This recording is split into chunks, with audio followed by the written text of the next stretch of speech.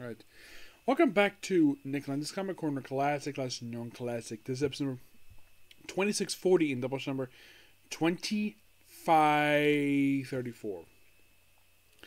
First we have basically a trade from Marvel Comics, the artwork of course from IDW. First up it's FF by Matt Fraction, Volume 2, Family Freakout. Yes, though I should point out though, Matt Fraction does not do the... Now, but basically this book contains issues 9 through 16 of FF Volume 2. But Matt Fraction doesn't do all the issues. Nope. He only does 9 through 11. And then he just ghostwrites. Basically, he's credited for writing issues 12 to 16, from what I've heard. He didn't write those issues. That was written by Lee Aldred, Michael Aldred's brother. Now, I don't really know exactly why he left for. He just did. He was working on this, Fantastic Four, and Hawkeye. And then he just leaves. I've never met Matt Fraction, so I don't know exactly what was his reasoning behind leaving Marvel Comics. But this comic, like I mentioned, earlier too, I mentioned, these are the last 3 comics he ever did for Marvel Comics. Yeah, by the way, this book came out in 2016. These issues came out in 2016. So it's been 7 years. And what has he done? With the exception of doing the Jimmy Olsen book from DC, he's mostly hung on Image. And one of the Image books that you know for doing was Sex Criminals with Chip Zdarsky. But that's mostly what he's hanging out there. His wife, on the other hand, she has occasionally returned to mainstream comics. She has done some Aquaman, some few other books here and there, but that's all she's done. But what happens over the course of these few issues? Well, like I mentioned, Matt Fraction just writes only issues 9 through 11. Lee Aldred is pretty much the rest of the book, and Mike Aldred does the story with issue 12. The artwork for issue 9 is Joe Quintos, but the rest of the book is definitely Mark Aldred. The epilogue for this book is something like Lee Aldred and Carl Kitzel with Lee Aldred on the scripting, and Patrick Joe Quintos. Now, mostly put in issue number 9, it is the issue where it's like it's like a TV show, focus a bit, and then we have let's basically go to a place called Julian Enterprises, and let's have the characters in swimsuits. Yes, the beautiful Medusa in a swimsuit. Yeah, I should point out this is a happily married woman and has a son. She-Hulk is basically ripped. I kind of wish Medusa basically put a little muscle, but yeah. Yeah, it's interesting the fact that it's like that.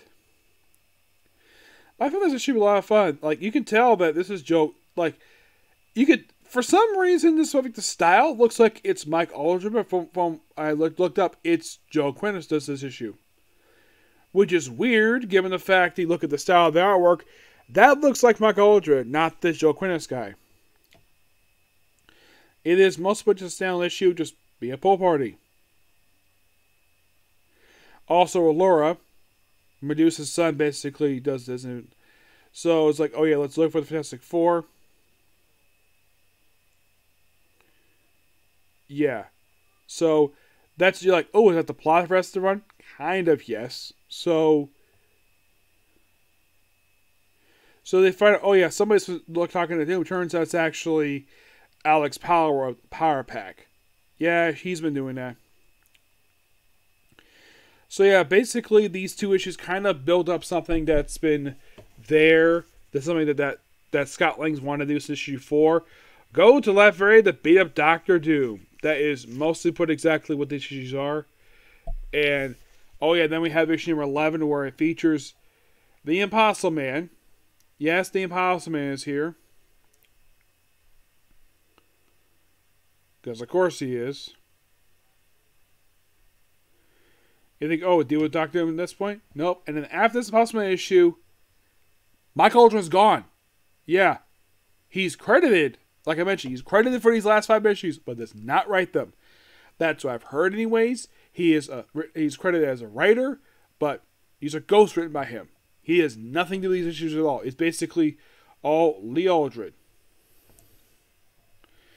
A little bunch of microverse stuff. You see Ant-Man's helmet getting smushed.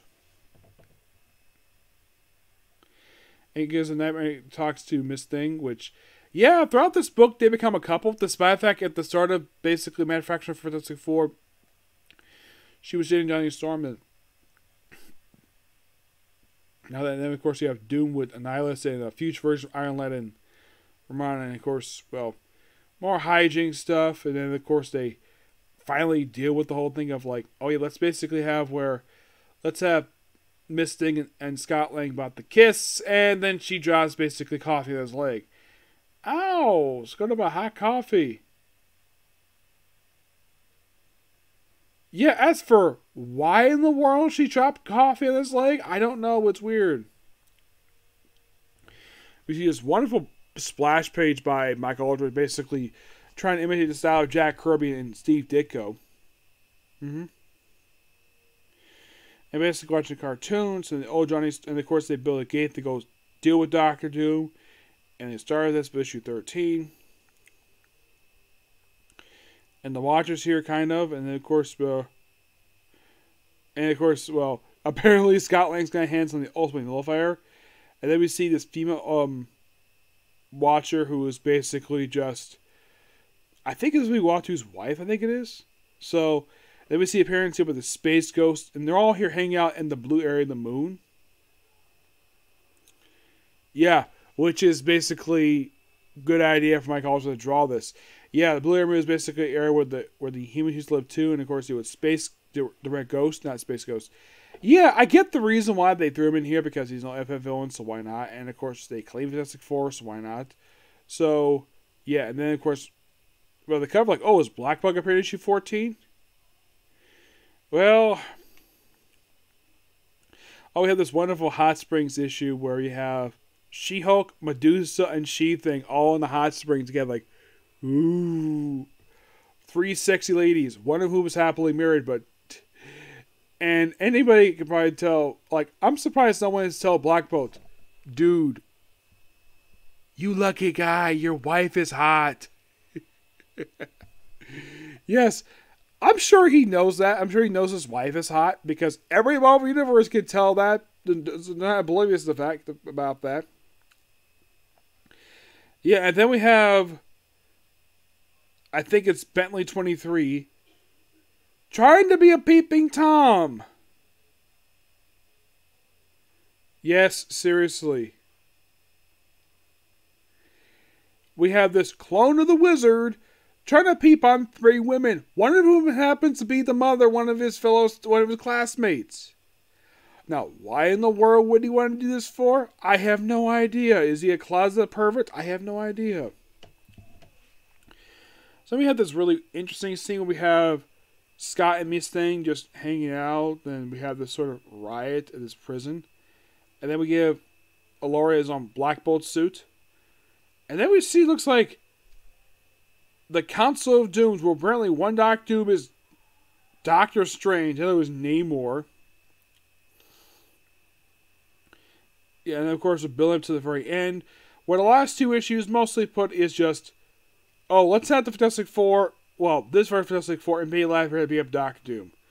That is mostly put the kind of the plot of these last couple issues. And eventually, the Fantastic Four do come back to Earth. Of course, you also see the Living Tribunal, who, as of currently, this version is deceased. Yeah, he got killed prior to Secret Wars. Yep. After Doctor was defeated here, it's like, oh, is that here in here? Nope. We have the epilogue from FF, where it's like, yeah, end of the era for this team. And, of course, where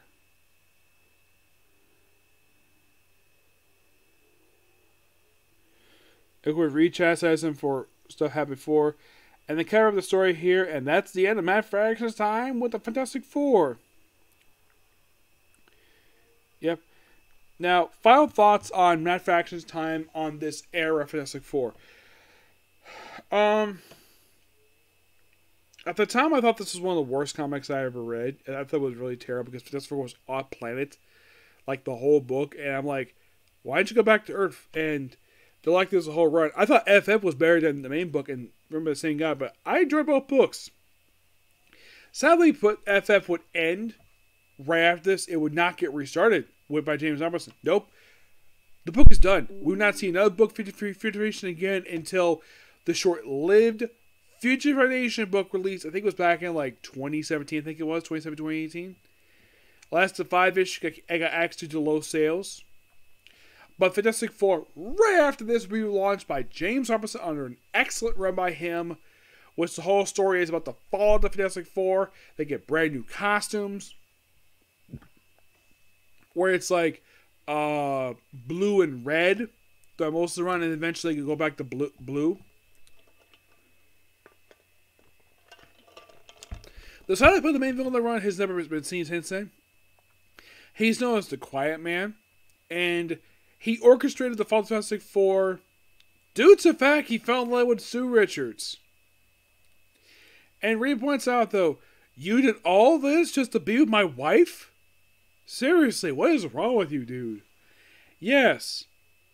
Because it's like, here's the thing. The way it's written, Sue had no idea who this guy even was.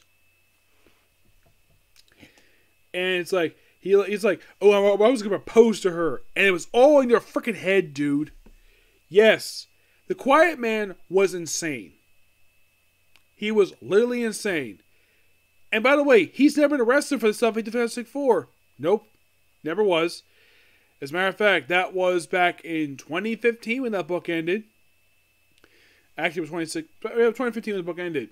That way, I thought that my mistake. The book actually ended in 2015. This FF book did. Actually, it was 2014. Excuse me, because the book ever launched right after that. But I love the James Robinson for Fantastic Four, and then after that, we didn't have Fantastic Four book in for 3 years, and I've heard 2 different reasons why the book ended. One reason was because, and this is Hickman himself revealed this, because Marvel did not want to promote anything that Fox might adapt for one of their movies. That's one reason I heard. Another reason was because apparently it was not a big seller for Marvel. Which to me, that smells like bullcrap. Like, it's Fantastic Four. How can this book be not selling very well? Explain that to me. Explain to me how Fantastic Four, one of Marvel's most premier titles, who at the time when it ended in 2015, was publishing on a regular basis since 1961. I think, what about the time? Oh, the FF book was a relaunch and the counterpart of numbering. That's what I count that point. So, in my honest opinion, Fantastic Four was a mistake, but it was all in part due to Marvel's blood feud with Fox over the rights of the Fantastic Four and the X-Men. That was the main reason why. A lot of people pointed out, though, that's the reason book and why Marvel basically was punishing the X-Men for years. Because it's blood feud. And from Ike Perlmutter basically being so, like, he came out recently and gave the reason why he didn't want to basically, he tried to cancel Black Panther, and he apparently want nothing but the same thing over and over again. But he want basically, like, phase 1 repeat 20 times. Like, his reasoning I heard of the stuff he did before he got fired. He got let go by Marvel Comics as being the CEO. This guy was insane. Like, the fact he tried to cancel Black Panther. Like, look at the article look at the interview he did, and I heard about it. I'm like, man, Ike Perlmutter, you are so stupid. You basically denying people a movie that actually won a nomination for Best Picture.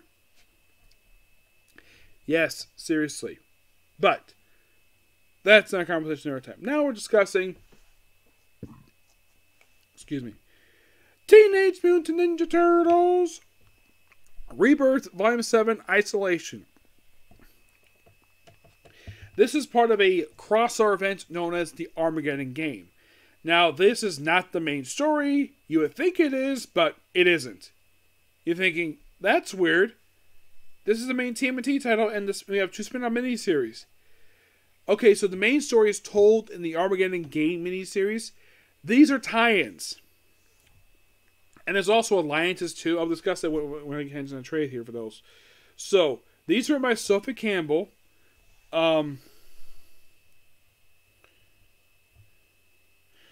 Artwork by Federal P.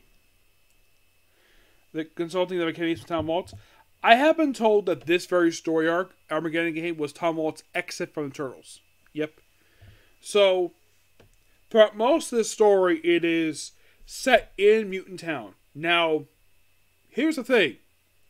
Leonardo and Michelangelo off in another dimension try to get out allies to deal with the Rat King because he's gone freaking nuts. So, the main plot of this book is that basically you think Baxter Stockman is like doing things on a press tour, and the fact that also the whole. By the way, you probably noticing the artwork. Why are buildings burning? Well, because for about most of the story, Mutant Town was under riot. Yes, there was this apparently mutant uprising wanted to overthrow the Turtles. Oh, by the way, this is all under the influence of the Rat King. He's behind this. And Donatello's in the story. He's like the main turtle. Raphael does not show up until halfway through these issues. Heck, Casey Jones makes a return in these issues. Like, I've got to point this out about Sophie Campbell. It seems as though she doesn't want anything to do with Casey Jones at all. By the way, April was in these issues. She's in like the entire issues, which I'm very happy she is. But I'm like, where the heck has Casey Jones been? I mean, he made appearance like one-off issue. Like, is he dead? No, he's not dead. He just wasn't here. Like, he made appearance part of this in the lead up to this. But where the heck has he been?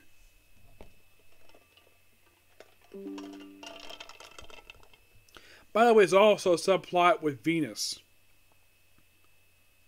You're thinking, Venus? Yes, basically, Sophie Campbell brought in Venus from the Next Expectation TV show, except that she is not as big of a character like she was in that one. So, and also, one thing at least got praised with the comic, at least the male turtles are not horny around her. Yes, seriously. Thank God we're not doing that again. Like, also, when she first showed up, basically she was like very small and she's like a Frankenstein creature. Here, apparently, she's lost her memories. She's been going through meditation, working with the Shark Mutant from the Foot Clan to go through meditation, recover memories, and also regrowing her limbs. Apparently, she can do that whenever she goes memory. I'm like, that's interesting. Yeah, and she also looks for this doctor of creative. He's like plays a minor role in the story. Basically, her part of the story is set up for the very next story arc, which is going to be the penultimate story arc of Sophie Campbell's run, which we'll discuss that in another Comic Corner. So, also the Utrons show up here too in this story, where we also have with the Triceratons as well, where the Utrons end up being really stupid, and General Krang himself shows up in the story. Even he points out though what Colonel Crenton is doing is really stupid, like, and disgusting. What they did is that they carved out the bodies of dead Triceratons to use as their robot bodies. And Colonel Crow used a Triceraton who happens to be Shara, that's the female Triceraton appears in this book. It's basically her mom. Yeah. And when she's like, how dare you? Yeah, and he beat the crap out of him. Oh, and yeah, and also he also briefly possessed Leatherhead. They mention it here, but he plays a role in the very next story arc, which I'm not going to spoil that here. So then toward the end of the story, the Shredder shows up. Yes, the Shredder, because he's a good guy now. And you might be all thinking, reading this story, like, okay, we have this big event going on. Where's Splinter? Splinter's dead. He died in issue 100. In Tom Waltz's last issue he wrote for the series, like, so in issue 50 he kills with the Shredder, and in issue 100 he brings back the Shredder, but then Splinter dies. Yes, so it's also revealed by, I think it was Donatello and Raphael, who just have the story, that apparently people do know who they are, and there's also this thing where there's these turtle imposters who are taking back Stockman hostage. Yes, Baxter Stockman, which is funny. Yes.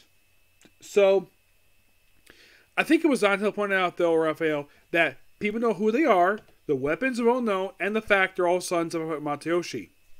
Reincarnated sons, anyways. So I do appreciate Silver Cam writing that in. But, and they also still keep in here where I've been forgetting to mention this, that Jamaica, the female turtle, she has been outed as like, before she was turned into a turtle, it was implied that Tom Waltz was, it looked like he was going to set up a relation between her and Casey Jones, but that went nowhere. Then she became a turtle, and now she's dating a pig mutant, who is a bandmate of hers. Yep, dating her. I'm like, okay, fine. It's not really a big issue with me. Not really. Because basically that Jamaica herself, when she became a turtle, was like nothing really established about her sexuality per se. I mean, prior to turning into a turtle, she was a very beautiful woman. Yes. No denying that. She was a very beautiful woman. Yeah, and also surprisingly, the Foot Clan do not play a big role in the story. Not really.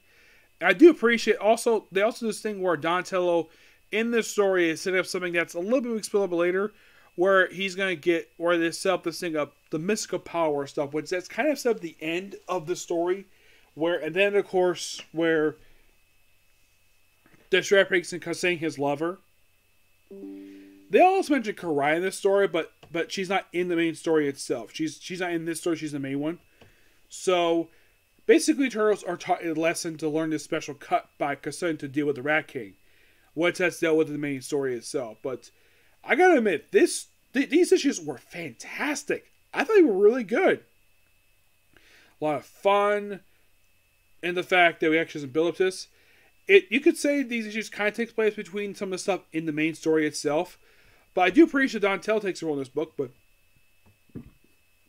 toward the end of this book, Leonardo and Michelangelo return from a trip to another dimension to team with some aliens to take on the Utrons, which is interesting.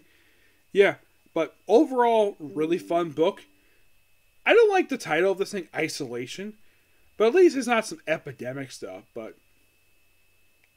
they do reference the name, the Armageddon game itself, and it's like you read this book and it's like, okay, so it's up with Venus is in here and the mysticism stuff.